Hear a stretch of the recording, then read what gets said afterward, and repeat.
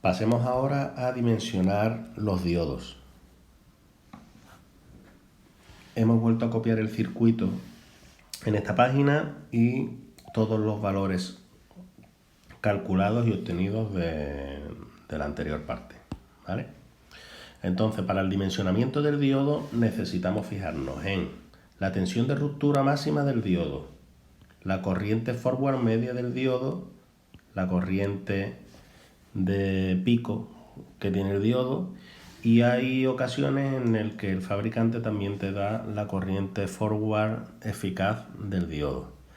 Entonces tenemos que ver los valores máximos que pueden soportar, ¿vale? Pues bien, la tensión de ruptura es muy sencilla.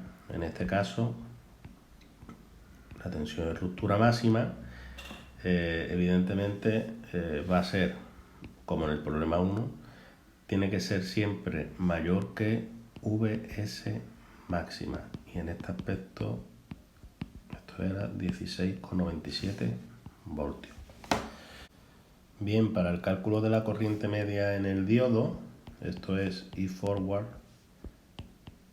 media, cuando el condensador estaba cargándose, los dos diodos, diodo 1 y diodo 2, están activos y chupaban mucha corriente al principio y luego progresivamente, ¿verdad? Y cada ciclo volvían a conducir otra vez, ¿verdad? Y en el caso de los diodos 3 y 4 lo hacían de forma alterna a los diodos de 1 y de 2. Entonces podríamos decir que la corriente IX, ¿vale?, era al fin y al cabo la suma de unos con otros, ¿verdad? Así pues podríamos decir que IX son dos veces, sabiendo que los diodos son iguales, son dos veces la corriente de los diodos. Así pues podemos decir que la corriente forward media del diodo es IX media entre 2. Analizando el nodo que hay antes del regulador por Kirchhoff, tendríamos que la corriente IX media sería igual a IR media más la corriente media del condensador. En este aspecto, como el condensador se carga y descarga por igual, la corriente media en el condensador sería igual a 0. Así pues,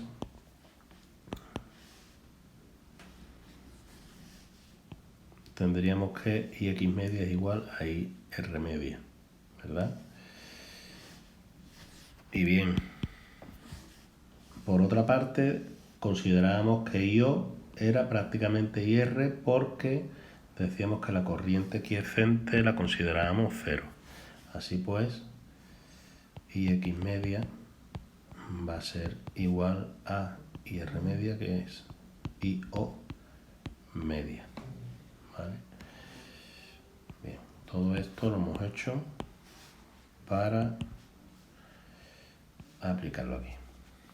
Entonces tendríamos que esto es IO media entre 2.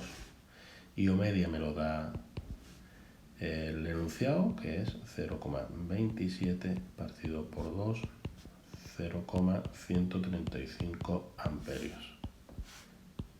Vale. Para la corriente de pico hay que considerar la corriente en el dominio del tiempo. Aquí nos fijamos que la corriente de pico se da justo en el instante en el que los diodos empiezan a conducir, en la parte inicial. Podemos considerar que ese máximo se está dando, esto es una suposición, en el mínimo de la tensión de entrada, ¿vale? Entonces, bueno, el pico S va a tener el mismo valor que este, va a tener el mismo valor que este y va a tener el mismo valor que este, porque son iguales. Por lo tanto, la corriente pico de cualquiera de estas dos, evidentemente va a ser la misma que la de IX de T, ¿vale? Porque IX de T es la superposición de ambas.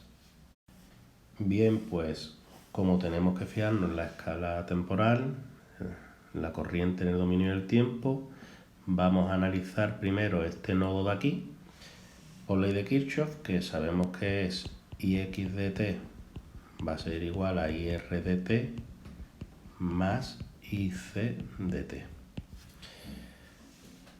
Como dijimos que IR es igual a IO porque la corriente quiescente la despreciábamos. Entonces va a ser IO de t más Ic de t.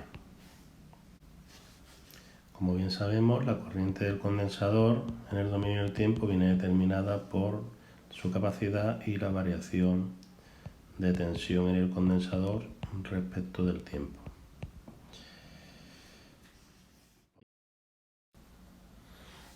Por otra parte, Vx de t, la tensión que cae en el condensador, es la que vemos en la gráfica, y podríamos decir que mientras que los diodos 1 y 2 están en ON, podemos caracterizar esta curva de aquí, que al fin y al cabo es una parte de una señal senoidal, esto es medio periodo del seno, como ya explicamos. Entonces podemos decir que Vx de t va a ser igual a Vx máximo por seno de omega t. Entonces esta curva se puede caracterizar a través de esta ecuación, como ya explicamos el otro día, ¿verdad? Así pues, si nosotros sustituimos esto en esta ecuación,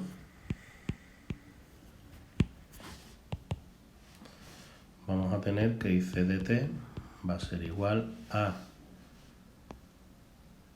la derivada de seno omega t con respecto al tiempo, pues va a ser omega coseno omega t. Así pues me quedaría c omega coseno, perdón, se me olvida Vx máxima por coseno de omega de t.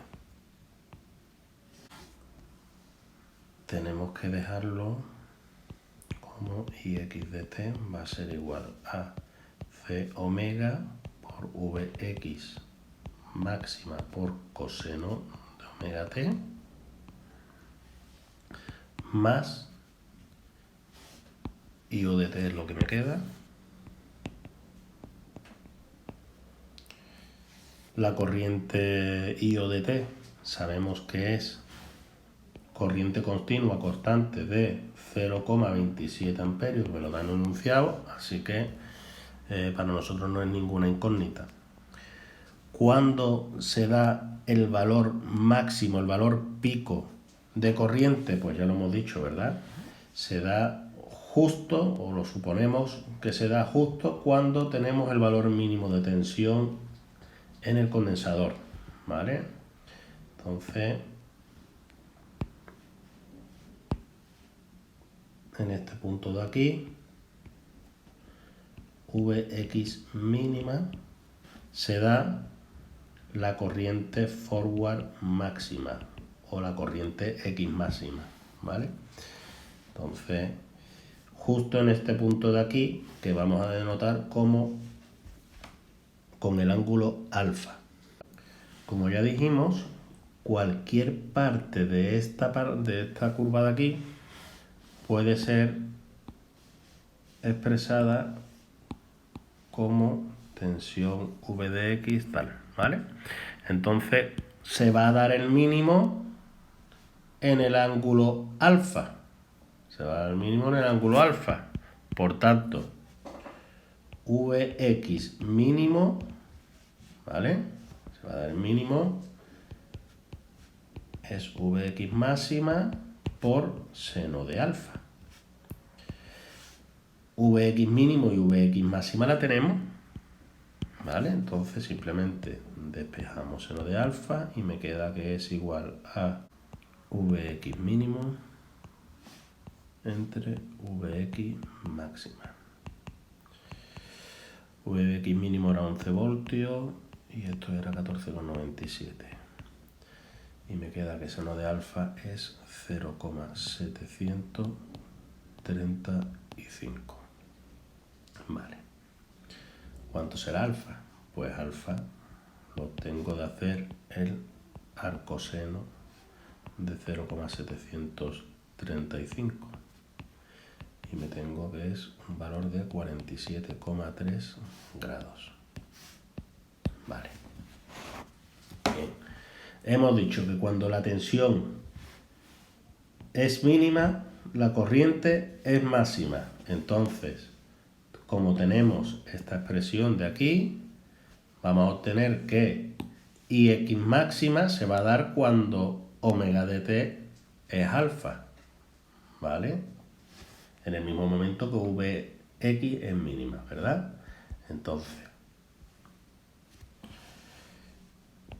Ix máxima va a ser igual a C por omega por Vx máxima por coseno de alfa más IO. Y más, ya estamos diciendo justo en el valor máximo, tenemos que poner más IO, que bueno, me da igual porque como es continua, 0,27 amperios, sustituyendo valores, tenemos que el condensador era 6,8 por 10 a la menos 4 faradios, por 2 por pi, por la frecuencia de la señal de entrada que es 50, por la tensión máxima 14,97, por el coseno de 47,3 grados, más la corriente media de salida que es 0,27, para la corriente de salida, perdón, 0,27. Y esto me da un valor de 2,44 amperios. Entonces la corriente máxima y X sería esta. Hemos dicho que el pico de los diodos y el pico de la corriente X va a ser el mismo, por lo que podemos decir que esto es igual a IF máxima. En cuanto al diodo, solo nos quedaría calcular la corriente eficaz forward del diodo. Entonces, para ello, sabemos que la corriente IX, ¿vale?, puede ser descompuesta en dos señales ortogonales, señal ID1 e ID2. Vemos que son ortogonales entre sí, puesto que el producto escalar entre ambos es igual a 0. Así pues, en el tema 1 ya se hizo la demostración de que la corriente RMS al cuadrado de la señal final era la suma del cuadrado de cada una de las corrientes ortogonales.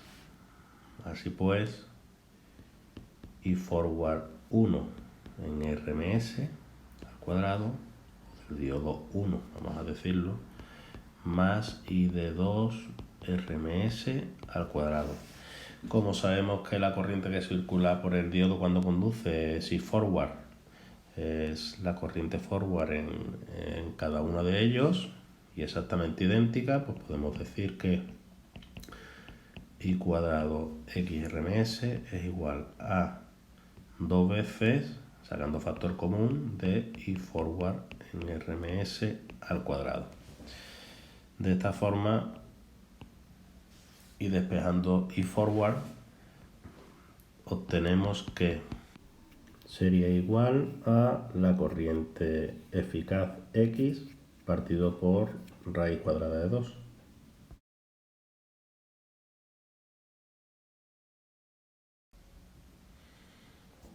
Por otra parte, y también del tema 1, vimos que cualquier señal triangular con zona nula se podía calcular el valor eficaz a través de la siguiente fórmula. Ix